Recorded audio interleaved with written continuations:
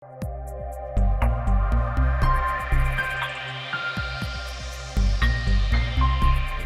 kasih, kami bersyukur kepadamu. Kami percaya Engkau akan memberkati kami semua. Di dalam nama-Mu yang kudus, di dalam nama Tuhan Yesus, haleluya. Amin. Shalom saudara. Ya, saya mau ngajak kita buka satu firman Tuhan, Amos pasal yang ketiga, ayat ketiga sampai ayat yang ke-8.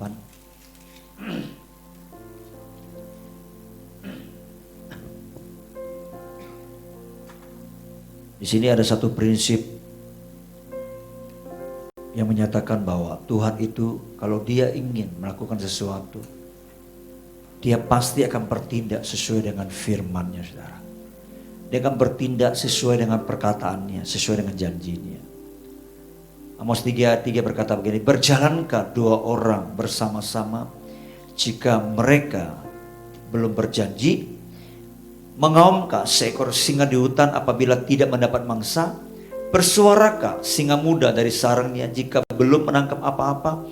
Jatuhkah seekor burung ke dalam perangkap di tanah apabila tidak ada jerat dalamnya?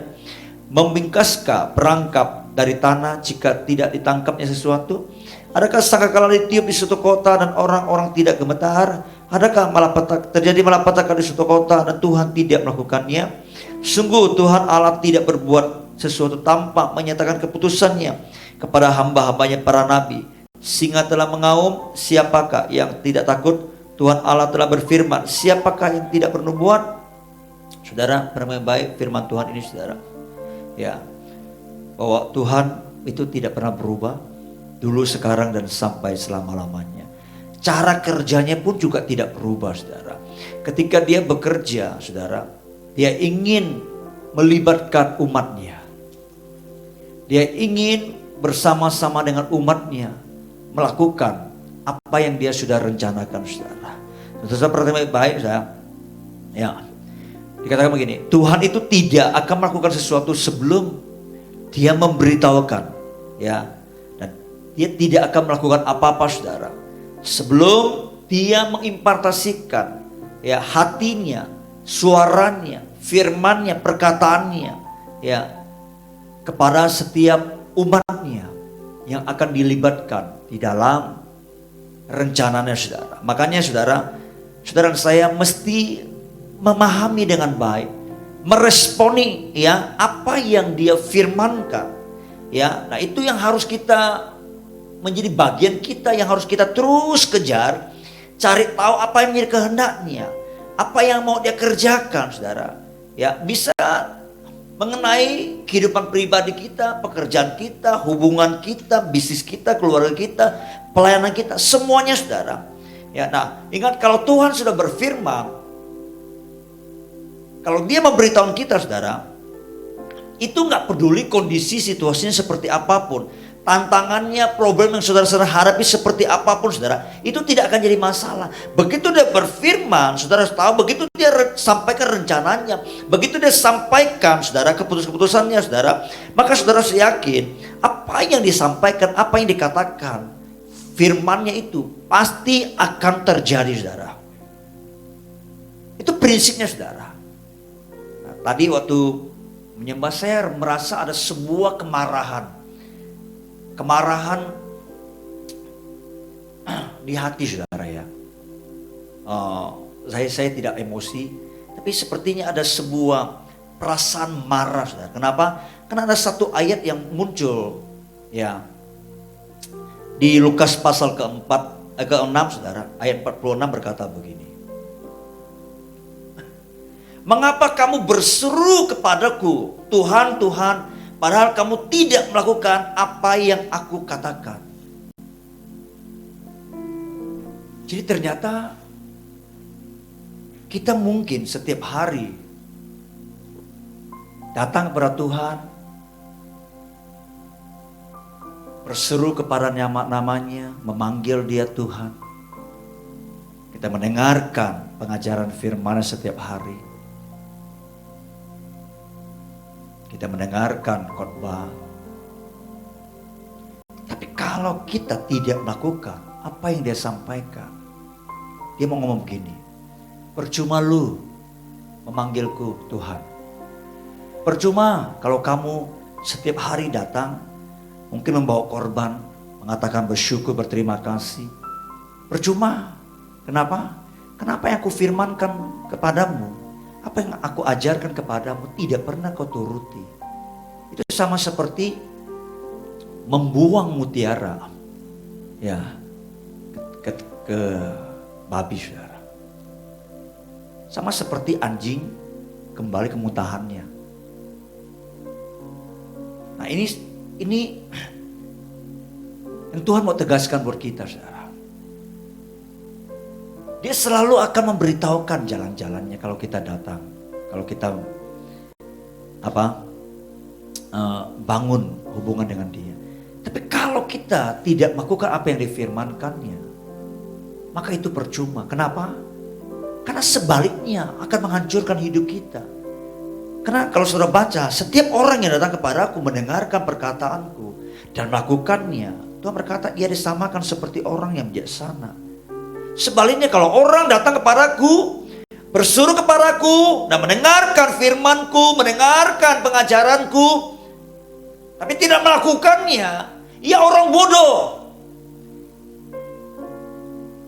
Terjemahan lainnya bukan hanya bodoh tapi foolish, bebal. Sepertinya Tuhan memberikan sebuah investasi waktu, pikirannya, sesuatu yang berharga ketika diberikan kepada kita, dan kita tidak mengerjakannya. Dan kita anggap remeh. Itu berakibat buat hidup kita jadi rusak, saudara. Saya pernah sampaikan, kalau saudara baca di kitab Amsal pasal yang pertama, di ayat-ayat terakhir, di perikop yang terakhir kalau tidak salah, ketika hikmat itu berseru-seru kepada orang diajarkan, jangan begini, jangan begitu, lakukan ini, lakukan itu. Dan mereka tidak mau mendengar, tidak mau taatinya, mereka mengabaikannya, mereka mencuekinya, saudara.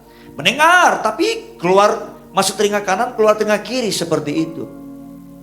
Amsal berkata, nanti ketika mereka menghadapi masalah, mereka menghadapi malapetaka, ketika mereka menghadapinya, lalu mereka berseru kepadaku, aku akan ketahuin mereka. Sepertinya perasaan ini yang muncul untuk kita semua, saudara.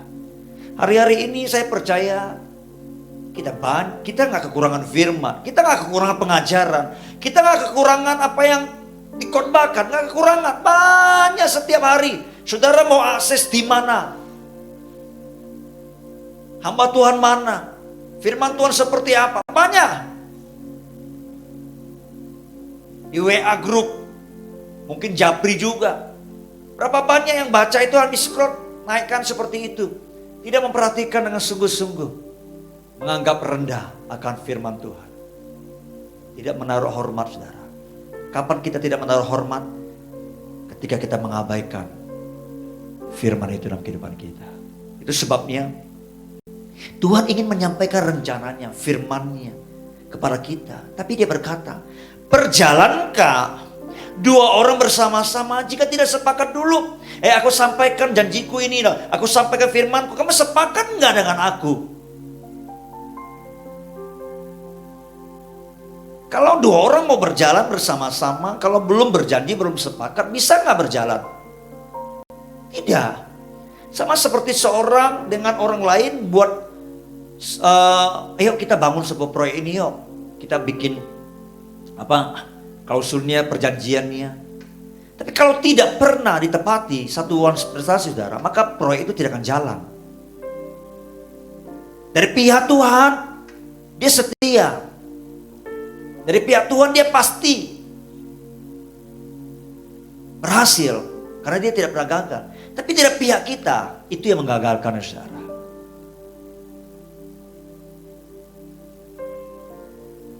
Nah ini yang harus kita pahami dengan baik, saudara. Karena pada akhirnya kalau kita ketemu Tuhan nanti, saya takut seperti yang Tuhan firmankan. Aku tidak kenal kamu. Kamu memang pernah berseru kepada namaku. Tapi aku tidak kenal kamu. Masa Tuhan tidak kenal kita? Yang Tuhan mau sampaikan adalah, karena kita mengabaikan setiap firman-Nya. Kita diajarkan banyak. Tapi kalau kita mengeraskan hati kita, itu berbahaya bagi hidup kita. Iblis mendapatkan celah di situ. Iblis mendapatkan peluang di situ untuk menipu kita dan merusak hidup kita, saudara. Saya percaya, dia percaya bahwa Tuhan itu baik adanya. Betul? Ya. Tapi kita harus memandang pribadi Tuhan bukan hanya dari sisi kebaikannya aja. Kalau saudara baca di kitab Roma, Paulus berkata, perhatikan kemurahan Allah. Perhatikan juga kekerasannya. Ngeri loh saudara. Saya sudah belasan tahun pengembalaan, melihat jemaat, sudah tahu itu dosa diterobos dilakukan. Dan enggak takut. Anda membawa tanda petik ya, membawa selingkuhannya ke gereja. Coba. Enggak takut sama Tuhan. Kalau perjanjian lama itu langsung habis mati kalau masuk ke ruang Maha Kudus, kalau tidak kudus, saudara. Ngeri. Karena tidak memperhatikan firman-Nya, mengabaikan. Gak apa-apa, gak apa-apa, gak apa-apa. Tanpa sadar, sampai satu titik, saudara, karakternya, perilakunya, sifatnya sudah tidak bisa kembali kepada Tuhan. Coba lihat Yudas. Yudas berapa kali Tuhan ingatkan dia, nasihatin, tegur dia. Sampai Tuhan berkata, apa yang kamu lakukan, lakukanlah segera. Sampai Tuhan memberikan dia kebebasan sepenuhnya menjalankan pilihannya, saudara. Ngeri, saudara.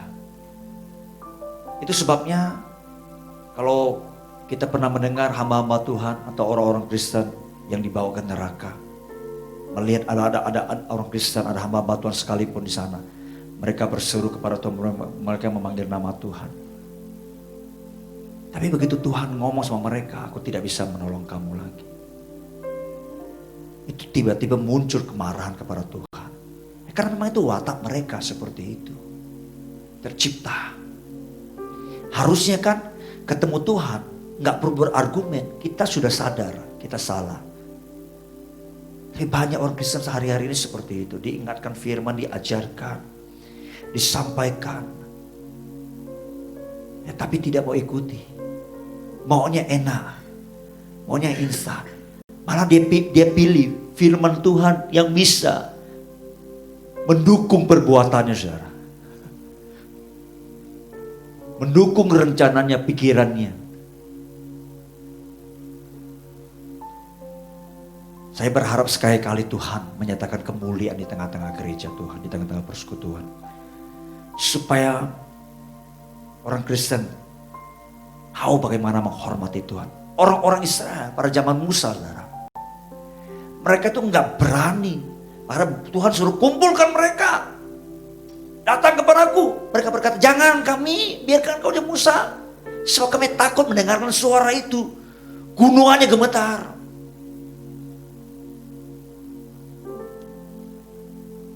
Sampai-sampai itu berkata, kalau seekor binatang pun yang hampir gunung ini mati, apalagi manusia. Saudara, saya khawatir rasa respek, takut kita akan Tuhan sudah mulai hilang. Di tengah-tengah gereja juga, dengar khotbah orang bisa tidur. Saya takut kita sudah kehilangan respek kepada Tuhan. Karena kita hanya memandang sisi Tuhan yang baik, murah hati, ya, penuh kasih sayang, panjang sabar. Ya, dia panjang sabar. Tapi harus tahu, saudara, panjang sabarnya kadang-kadang kalau kita memandang dengan cara yang salah, dengan pemikiran yang salah, itu bisa menjadi perangkap dan jerat bagi hidup kita, saudara. Kenapa? Karena kita pikir, ya gak apa-apa nanti, gak apa-apa. Tanpa sadar, dosa kita ditumpuk. Dan sampai pada ukuran Tuhan berkata, ini sudah tidak bisa ditoleransi lagi. Karena sudah memenuhi cawannya. Dia akan tumpahkan, saudara. Sama seperti bangsa Amalek. Kalau saudara tahu, ketika Allah berfirman kepada Abraham, nanti ya, keturunanmu itu akan, keturunan keempat itu akan ditawan oleh sebuah bangsa. Ya, tapi bangsa yang menawan itu, menjajah itu akan kuhukum. Ya, sebelum kedurjanaan orang-orang Amori itu sampai kepada takarannya, maka firman aku ucapkan ini kepada keturunanmu tidak akan terjadi, belum akan terjadi, saudara. Sampai itu terjadi, maka keturunanmu itu, generasi keturunanmu itu akan mengalami seperti yang firmankan. Betul. Sama seperti zaman Nuh. Tuhan tunggu 120 tahun.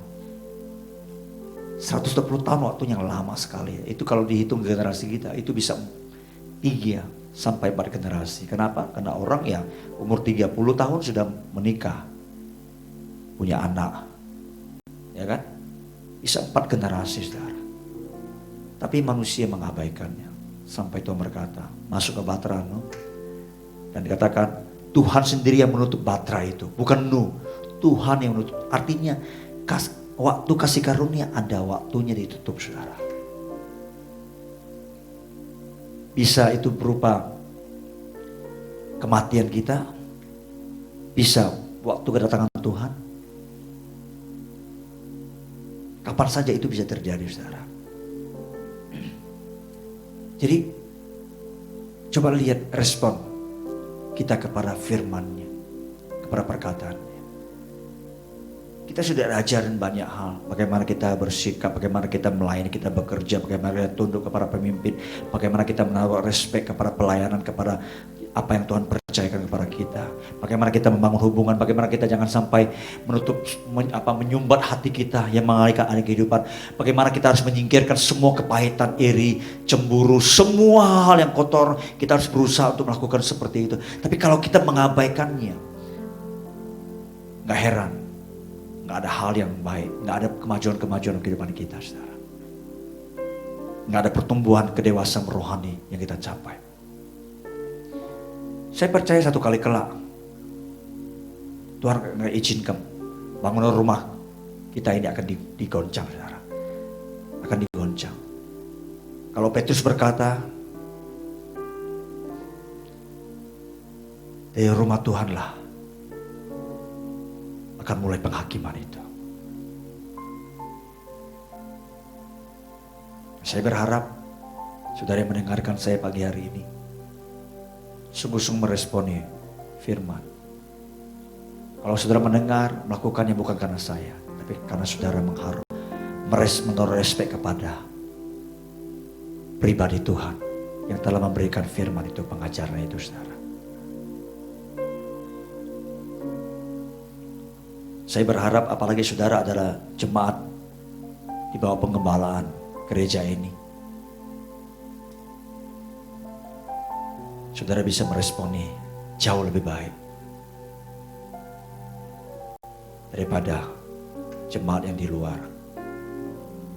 Dan saudara yang mengikuti setiap hari mesbah fajar kita, saya berharap saudara jauh meresponi ketimbang jemaat yang tidak ikut.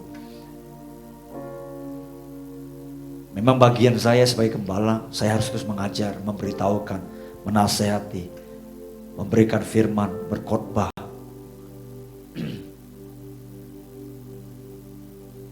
Tapi bagi kita yang terus diajar, kita dituntut lebih banyak, saudara. Itu masalahnya. Tahu banyak tidak melakukannya, mendapat banyak hukuman, mendapat banyak cambukan.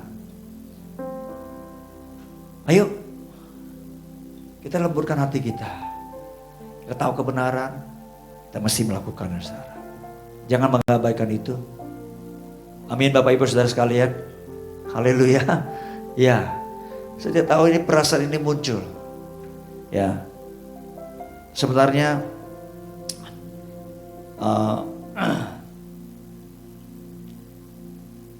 dari firman dari kitab Amos ini tidak diarahkan seperti itu sebenarnya yang saya mau sampaikan. Tapi Tuhan taruh di hati saya akan perasaan Tuhan terhadap kita semua. Saya berharap sekali lagi, ayo selaraskan, sepadankan hidup kita dengan rencana Tuhan, dengan firman Tuhan. Kalau enggak, hidup kita kacau, saudara. Sekalipun kita hidup melakukan firman itu, kita menderita. Kita mungkin mengalami kesulitan karena firman itu. Percayalah, hidup kita itu pasti akan dilihat orang. Bisa disaksikan ada kemuliaan di situ, saudara. Kalau tidak,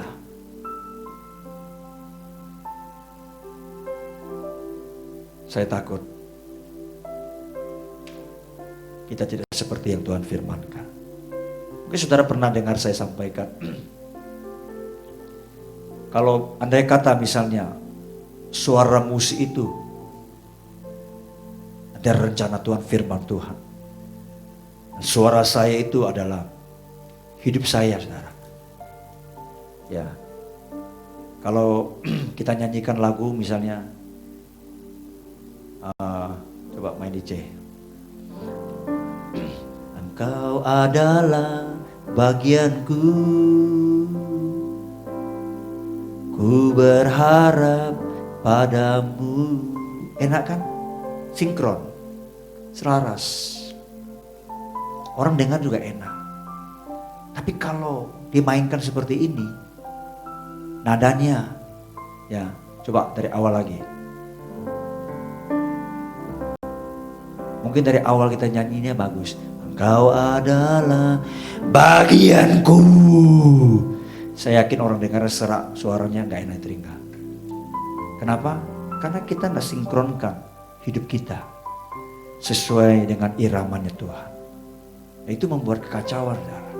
Berapa banyak anak Tuhan seperti itu jadi patut sandungan. Yang saya katakan, di tengah-tengah pelayanan belasan tahun, kita melihat pelayan Tuhan. Dia pernah kita tanya, siapa dia? Saudara sepupu. Gak taunya selingkuhannya, saudara. Dan hamil, coba. Dia berani bohong kita. Emang dia bisa bohongin Tuhan. Kebongkar. Akhirnya betul rumah tangganya hancur. Cerai. Lalu kemudian menikah yang dengan yang lain. Saya tidak tahu nanti bertanggung jawab dia dengan Tuhan seperti apa. Ngeri loh. Saya berharap kita tidak seperti itu, saudara. Memang waktu kita mendengarkan firman Tuhan, kita mentaatinya. Ada konsekuensi, ada harga, ada pengorbanan, ada perjuangan. Ada penderitaan mungkin karena firman itu. Tapi janji Tuhan kalau kita melakukannya, kalau kita hidup sesuai dengan firman-Nya, karena firman itu, karena Injil itu, karena perkataan Tuhan, engkau kehilangan, engkau akan mendapatkan kembali. Bahkan dikatakan 100 kali lipat, bahkan hidup akan datang, kamu akan mendapatkan hidup kekal. Itu janji Tuhan, saudara. Saya tidak tahu persis seperti apa Tuhan akan memengaruhi kepada kita. Yang 100 kali lipat itu, saya yakin 100 kali lipat ini bukan bicara soal jumlah, tapi soal kedewasaan kita mengalami semua kebaikan-kebaikan Tuhan yang bisa kita nikmati bersama-sama dalam hadirat Tuhan, dalam rencana Tuhan itu, saudara. Entah itu damai sejahtera, entah itu sukacita, entah itu kekuatan kesehatan, saudara.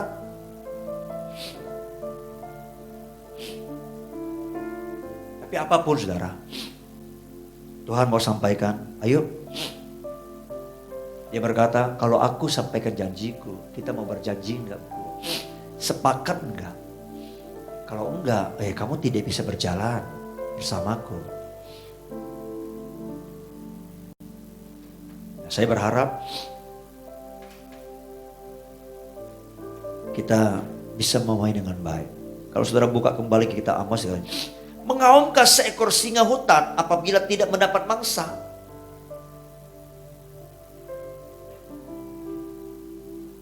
Bersuara ke singa muda dari sarangnya jika belum menangkap apa-apa. Singa itu saudara, kalau dia belum tangkap apa-apa, belum dapat mangsanya, dia akan diam-diam. Dia akan mulai apa? Orang bilang apa?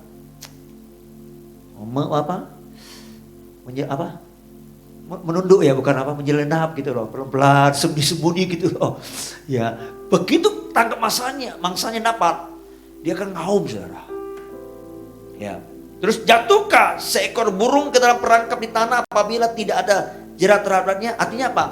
Tuhan tuh ada dua sisi. Satu sisi ada jerat, ya untuk apa supaya perangkap. Tapi kalau burung itu tidak ditangkap, maka tidak terjerat, maka tidak jatuh, saudara. Artinya ada kesepakatan di situ. Ya. Adakah sangkakala tiup di situ kota dan orang-orang tidak gemetar? Waktu sangkakala tiup itu minimal ada beberapa tanda. Yang pertama itu suruh kumpul. Kedua ada peperangan. Ketiga ada sesuatu, mungkin peristiwa peperangan terjadi, saudara. Itu membuat orang gemetar. Orang bersiap sedia. Ya. Adakah terjadi malapetaka di suatu kota dan Tuhan tidak melakukannya? Ini banyak orang menafsirkan wabah virus COVID ini itu Tuhan yang mengerjakannya juga. Saya bisa pahami bukan berarti Tuhan itu jahat. Karena Alkitab memang menjelaskan ada sisi murkanya, ada penghukumannya. Itu dari perjanjian lama sudah terjadi. Zaman Nuh dihabisin semuanya. Memang seperti itu. Bukan karena dia jahat, tapi manusia yang jahat. Dia tidak mau manusia yang jahat ini mencemarkan ciptaannya yang lain, saudara.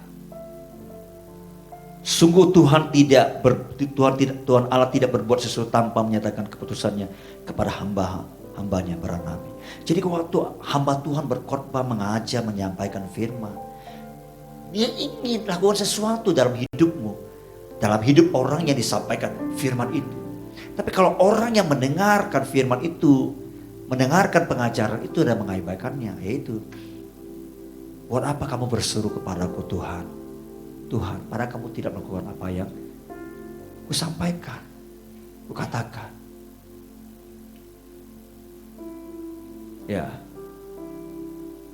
saya berharap saudara yang mendengarkan saya pagi hari ini bisa memahami dengan baik. Amin. Saudara pernah nasihati orang ya? Nasihati ya, tapi gak terlakukan. Nasihati ya, nanti ada masalah lagi, datang lagi, nasihati ya Pak, ya Bu, kan gitu kan? Diajari, diarahkan, dan tidak pernah nurut, saudara. Lama-lama saudara, saudara gimana? Udah biarin ya lah. Tuhan juga kadang punya sifat seperti itu juga. Dibiarin.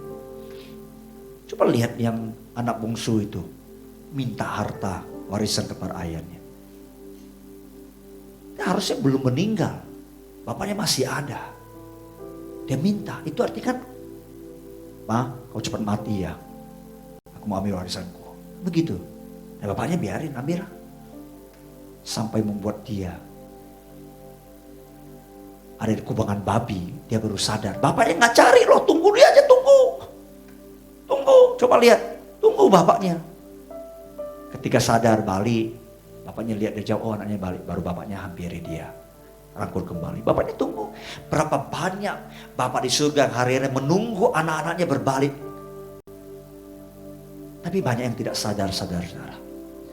Saya takut waktunya habis. Kenapa? Karena banyak orang kalau sudah terbentuk seperti itu, dia susah untuk berbalik kembali kepada Tuhan. Ada banyak yang seperti itu. Seperti Yudas saya katakan. Ya, saya berharap kita bisa memahami akan kebenaran Tuhan pagi hari ini, saudara. Amin. Bapak Ibu saudara sekalian, ayo buka hati kita, rendahkan hati kita. kita jujur dengan Tuhan. Biar hidup kita ini boleh terus dibaharui oleh Tuhan. Mari kita datang kepada Tuhan.